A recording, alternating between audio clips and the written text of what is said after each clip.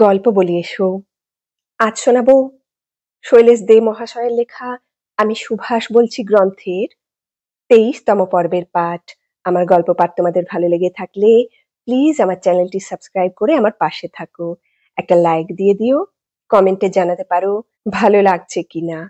Playlist থেকে বাকি পর্বগুলোও শুনে নিতে পারো। তাহলে শুরু করছি আজ 23তম পর্ব।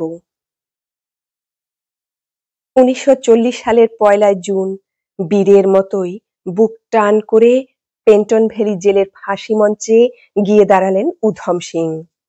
তখনও তার মুখে সেই একই কথা, আমার প্রতিজ্ঞা আমি রক্ষা করেছি, এজন্যে আমি গর্বিত। নিজের কর্তব্য শেষ করে উধম সিং বিদায় নিলেন। শ্রদ্ধায় মাথা নোয়ালো সারা পঞ্চনদ, সারা বাংলা, সারা ভারতবর্ষ। মাথা নোয়ালো কোটি কোটি নির্যাতিত নিপীড়িত মানুষ। ধন্য উধম সিং, তুমি ধন্য। তোমাকে আমরা কোনোদিনই ভুলব না, সত্যিই ভোলেনি। তাই আজও বীর শহীদ উধম সিং এর নামে লক্ষ লক্ষ সংগ্রামী মানুষ মাথা নোয়ায় পরম শ্রদ্ধা ভরে। ভোলেনি অমর শহীদ মদনলাল ধিংরাকেও। ধিংরাই প্রথম শহীদ, যিনি সর্বপ্রথম ফাঁসি মঞ্চে জীবন উৎসর্গ করেছিলেন বিদেশের কারাগারে। অগ্নিযুগের প্রথম পর্বের কথা। কার্জন উইলি তখন ব্রিটিশ ভারতের সেক্রেটারি অব স্টেটের রাজনৈতিক এডিসি।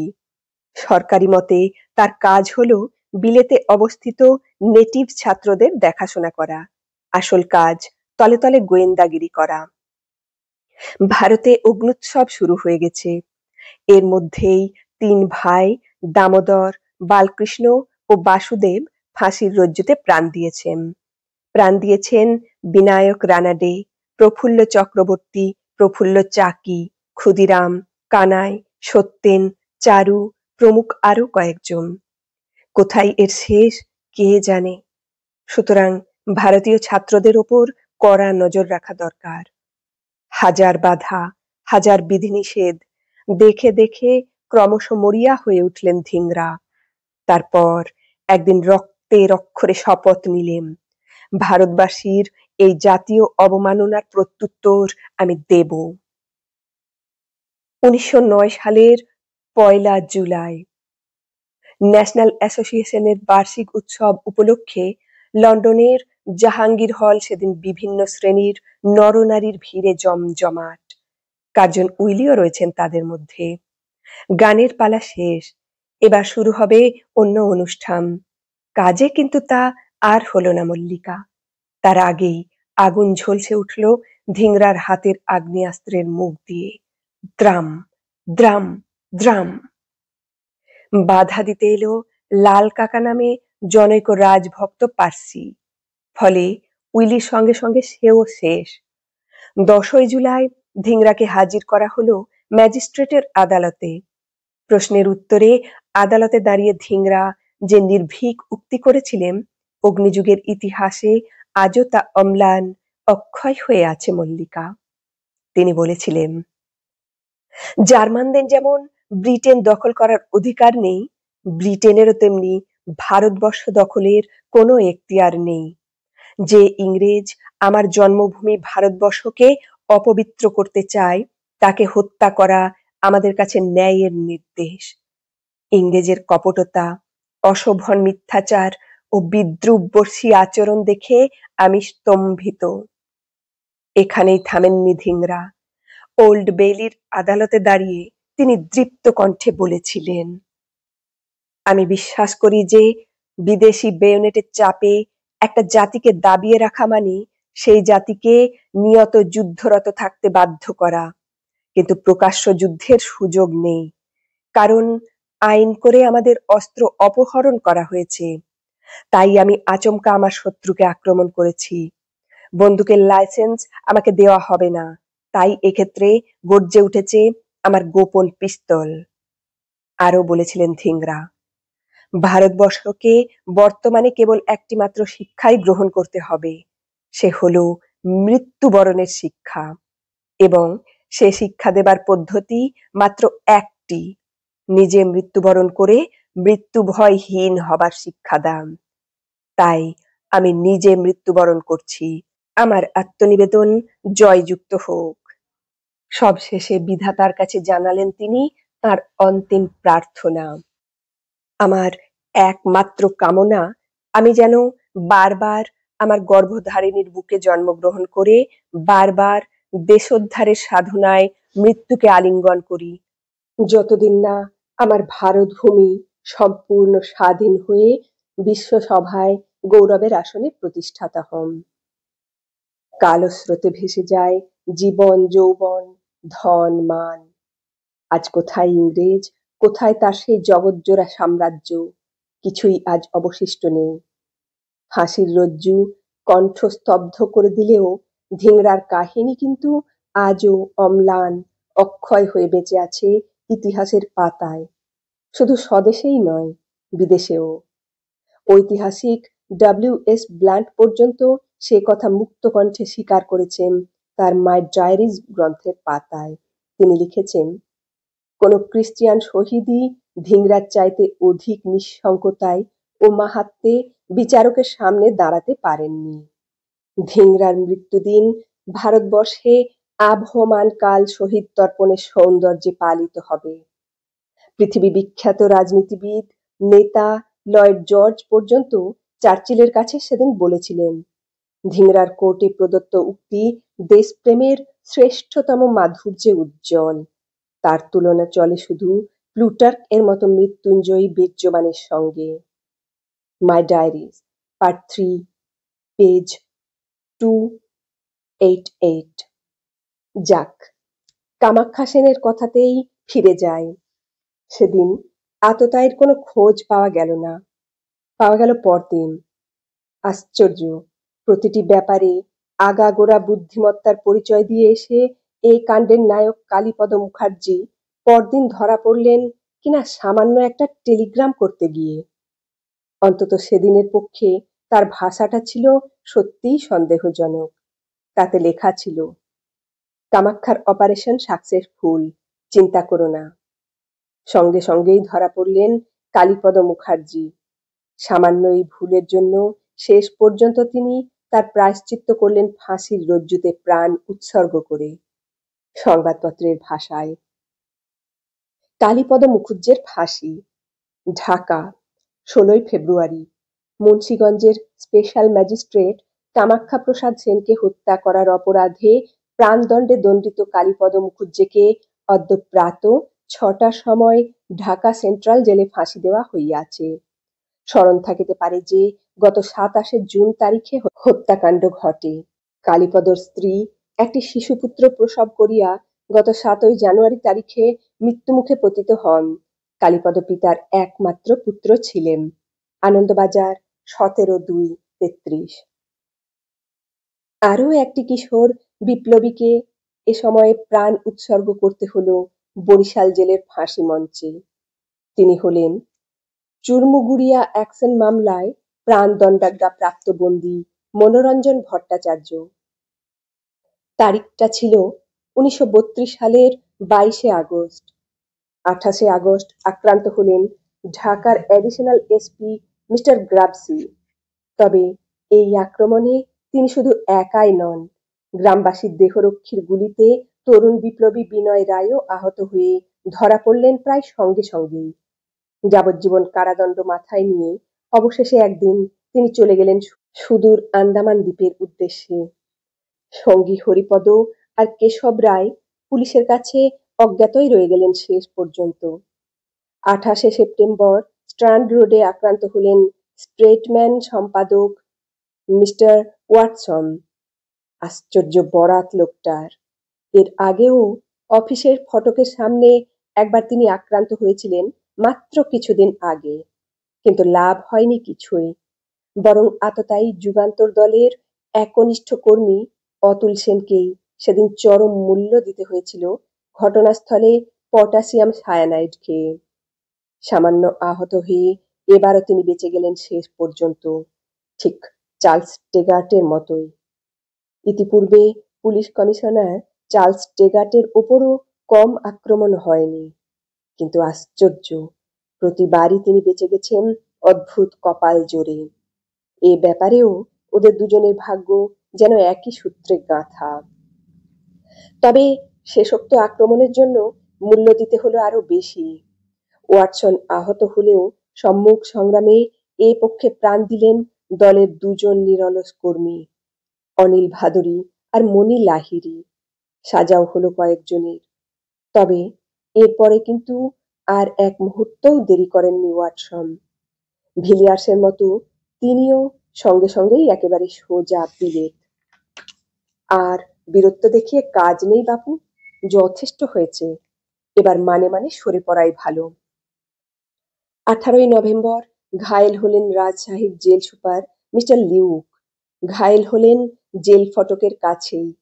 সংবাদপত্রের ভাষায়, রাজশাহীর জেল সুপারিনটেন্ডেন্টকে গুলি।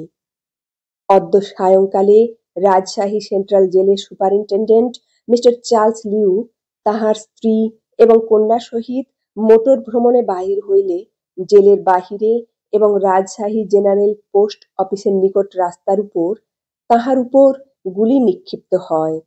তিনি ঘাড়ে এবং গালে 3টি স্থানে জখম হইয়াছেন। তাহাকে একখানি ট্রেনে কলিকাতায় পাঠানো হইবে বলিয়া জানা গিয়াছে। আনন্দবাজার 18/11/32।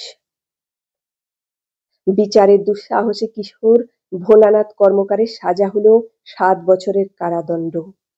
আবার মেদিনীপুর, আবার সেই বিধি, আবার সেই রক্তক্ষয়ী সংগ্রাম। ইতিমধ্যে দলে বেশ কিছুটা অদল বদল ঘটেছে।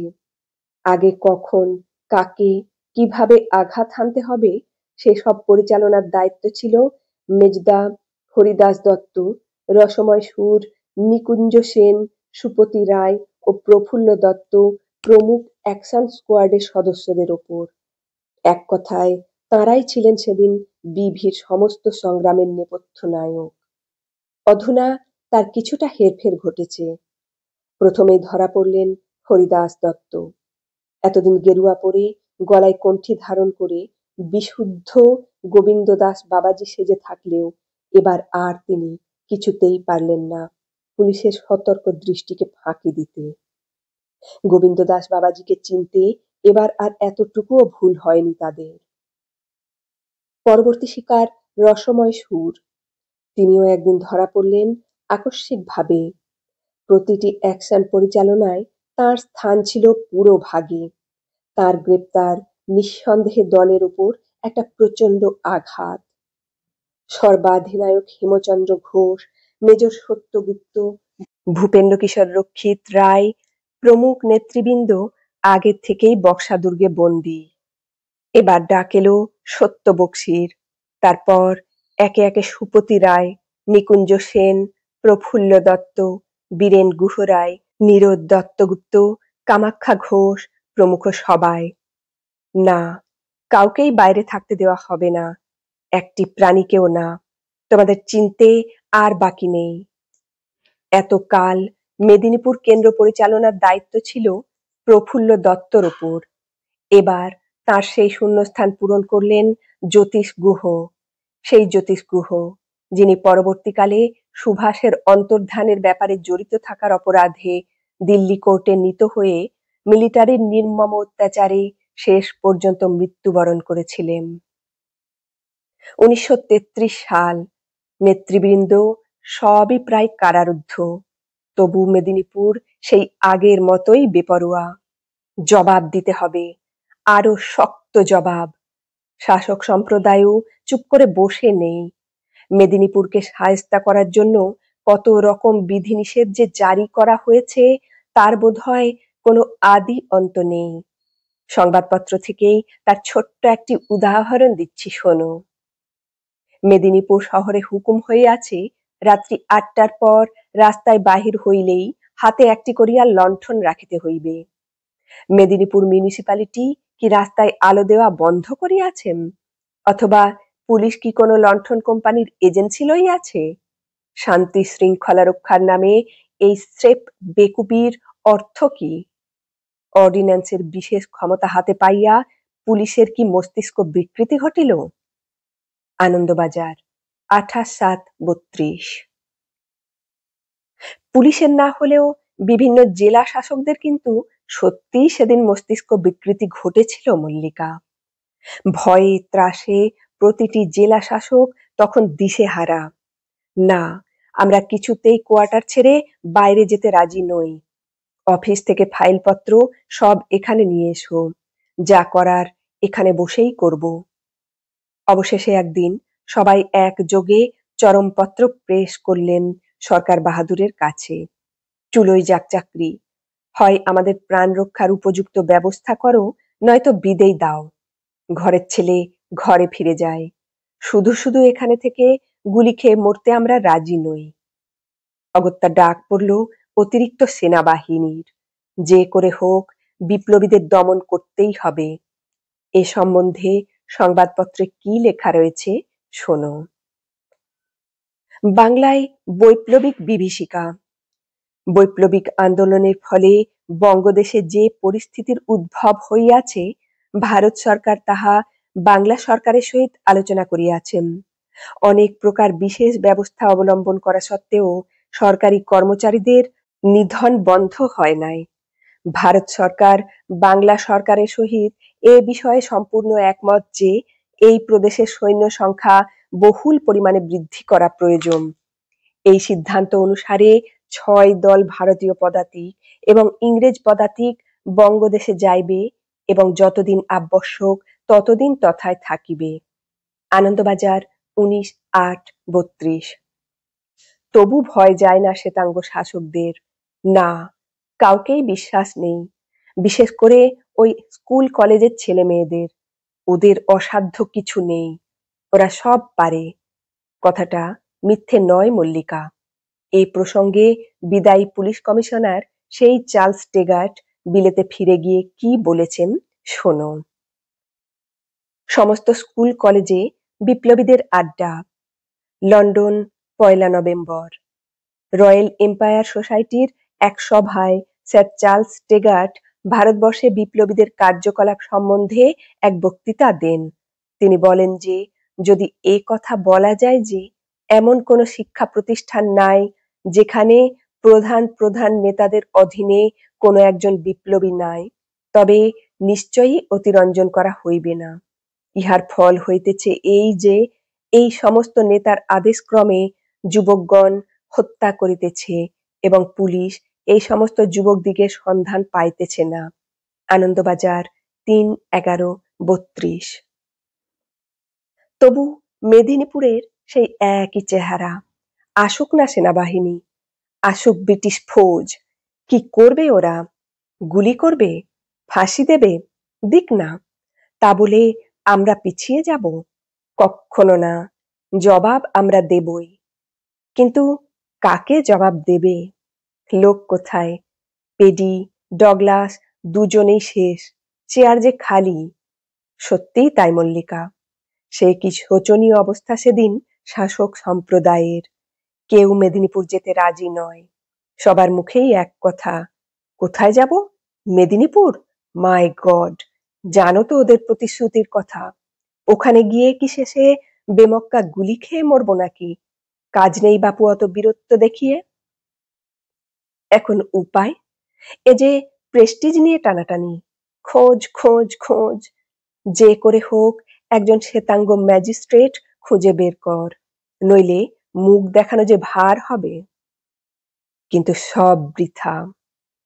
অনেক চেষ্টা করে অনেক সাধ্য সাধনার পরে অবশেষে যাকে পাওয়া গেল তিনি হলেন মিস্টার বার্জ। সুতরাং এবার তোমার পালা মিস্টার বার্জ। জানি কাজটা সহজ নয়। জানি পরপর দুজনকে হারিয়ে তোমরা আগের চাইতে অনেক বেশি সতর্ক হয়ে উঠেছ। সশস্ত্র প্রহরার ব্যবস্থাও করেছ ব্যাপকভাবে। তা উপায় কি? মরতে আমরা কোনোদিন ভয় পাইনি। না হয় আর একবার তার প্রমাণ দেব। তা বলে রক্তের অক্ষরে লেখা সংকল্প তো আর ব্যর্থ হতে পারে না। চেষ্টা করা হলো এপ্রিলে, কিন্তু সংস্কারবশত সারাটা মাস বীরপুঙ্গব এমন ভাবে আত্মগোপন করে রইলেন যে কিছুতেই তার নাগাল পাওয়া গেল না। বাধ্য হয়েই তখন কয়েক মাস অপেক্ষা করতে হলো মেদিনীপুরকে। উদ্যোগ আয়োজন সবই প্রস্তুত, শুধু সুযোগের অপেক্ষা মাত্র। সুযোগ পাওয়া গেল 1933 সালের 2রা সেপ্টেম্বর। স্থান police ground. Mohammedan club versus town ক্লাবের খেলা। শ্বেতাঙ্গদের মধ্যেও কেউ কেউ অংশগ্রহণ করবেন সে খেলায়, তাই মাঠের সর্বত্র প্রহরার ব্যবস্থা। তাছাড়া মাঠের একদিকে জেলখানা, অন্যদিকে পুলিশ আরমারি। কার সাধ্য তাদের বেষ্টনী ভেদ করে মাঠে প্রবেশ করে? অসাধ্য বলে কোনো শব্দ বিপ্লবীর অভিধানে নেই। তাই পুলিশের দুর্বেদ্য বেড়াজাল ভেদ করে কখন যে দুটি মৃত্যু পাগল কিশোর মাঠে ঢুকে পড়ে, জনতার ভিতরে মিশে গেলেন, কেউ তা টেরই পেল না।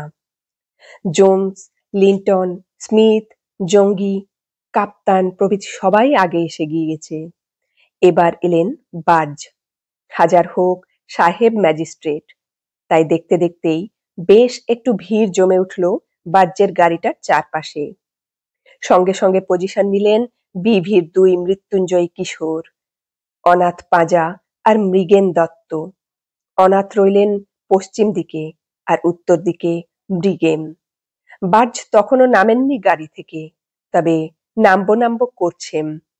ওই যে তিনি মাটিতে পা রেখেছেন, দুজন সশস্ত্র দেহরক্ষী সঙ্গে নিয়ে রেডি। বুঝি এক লহমার ব্যাপার। তারপরই হঠাৎ পশ্চিম দিক থেকে অনাথের পিস্তল গর্জে উঠল, দ্রাম দ্রাম দ্রাম। সঙ্গে সঙ্গেই উত্তর দিক থেকে মৃগেনের রিভলভার সাড়া দিল দিক বিদিক কাঁপিয়ে, দ্রাম দ্রাম দ্রাম। দৌড় দৌড় দৌড়।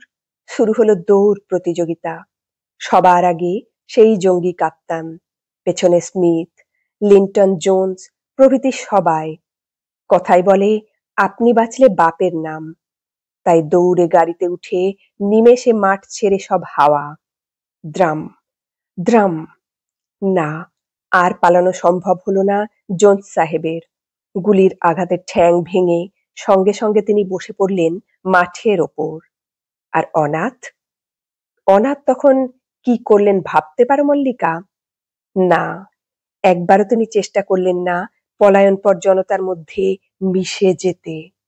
বরং বার্জকে ভুলুণ্ঠিত দেখে সঙ্গে সঙ্গে তিনি দুরন্ত আক্রোশে চেপে বসলেন তার বুকের ওপর।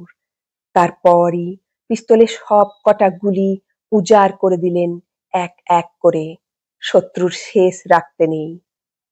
ওদিকে ততক্ষণে তৎপর হয়ে উঠেছে রক্ষী দল, হাতে তাদের উদ্যত আগ্নেয়াস্ত্র। ভ্রুক্ষেপও নেই অনাথ বা মৃগেনের। তাদের অভীষ্ট সিদ্ধ হয়েছে। করুক না এবার ওরা যা খুশি। এখন তো শুধু যাবার অপেক্ষা মাত্র। Drum drum. সঙ্গে সঙ্গে বীর কিশোরদ্বয় লুটিয়ে পড়লেন শক্ত মাটির বুকে। সারা মুখে তাদের বিজয়ীর হাসি। কোনো ক্ষোভ বা দুঃখের চিহ্নও নেই সেখানে। কেনই বা থাকবে? মৃত্যু তো তাদের কাছে একটা খেলা মাত্র। মরণ রে তুহু মম শ্যাম সমান। কবির এই উক্তি তো একমাত্র তাদের মুখেই সাজে। রক্তস্নাত মেদিনীপুর, পাশাপাশি শায়িত 3টি প্রাণহীন দেহ। সবার রক্তই সমান লাল। সেখানে শাসক আর শোষিতের মধ্যে কোনো তফাৎ নেই। আজ এখানেই শেষ হলো শৈলেশ দে মহাশয়ের লেখা আমি সুভাষ বলছি গ্রন্থের 23তম পর্বের পাঠ। পর্বটি তোমাদের কেমন লাগলো কমেন্টে জানাও। ভালো লাগলে অবশ্যই একটি লাইক দেবার অনুরোধ রইল। আর যারা আমার চ্যানেলটি সাবস্ক্রাইব করনি তাদের কাছে আমার অনুরোধ, তারা প্লিজ আমার চ্যানেলটি সাবস্ক্রাইব করে আমার পাশে থাকো। আর যারা সাবস্ক্রাইব করেছো তাদেরকে জানাই আন্তরিক শুভ কামনা। এরপর হাজির হব আরো একটি নতুন পর্ব নিয়ে। ভালো থেকো সবাই। আজ আসি।